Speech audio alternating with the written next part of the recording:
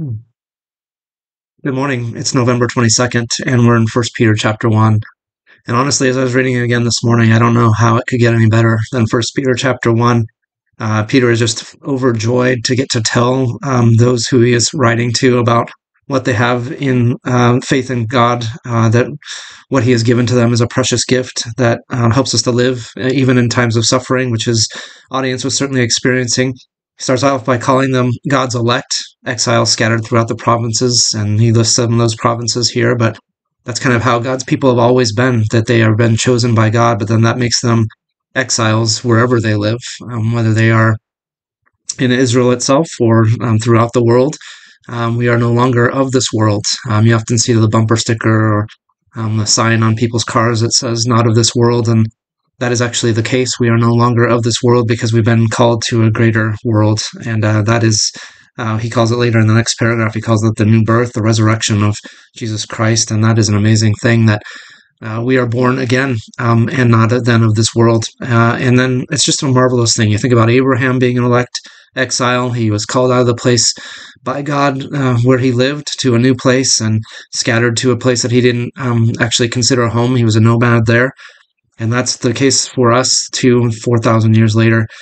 And I love beginning in verse 10. I just wanted to read this. First Peter 1, verse 10 says, "Concerning this salvation, the prophets who spoke of the grace that was to come to you searched intently and with the greatest care, trying to find out the time and circumstances to which the Spirit of Christ in them was pointing, when he predicted the sufferings of the Messiah and the glories that would follow.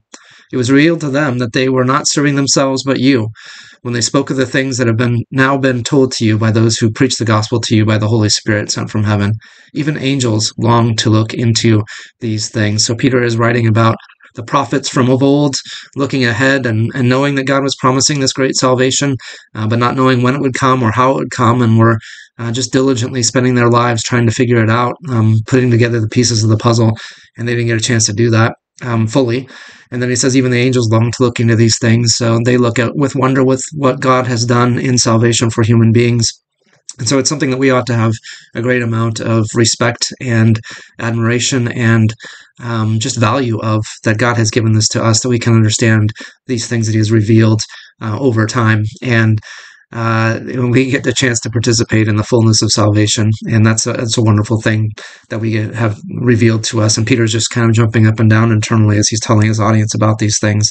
He says, "This is an inheritance that is kept in heaven for you, who through faith are shielded by God's power until the coming of the salvation that is ready to be revealed in the last time." So there's nothing that we have to fear because we're shielded by God's power. And at the end of time, it will come to fruition. There's nothing to worry about in this lifetime. Then we can persevere and go through whatever it is that the kinds of trials and griefs that we experience in this life, knowing that our faith, of greater worth than gold, which perishes, even though refined by fire, may result in praise, glory, and honor when Jesus Christ is revealed. So there's a future hope that is for us, and we now understand that hope fully because of the revelation given by Jesus and through Peter to us.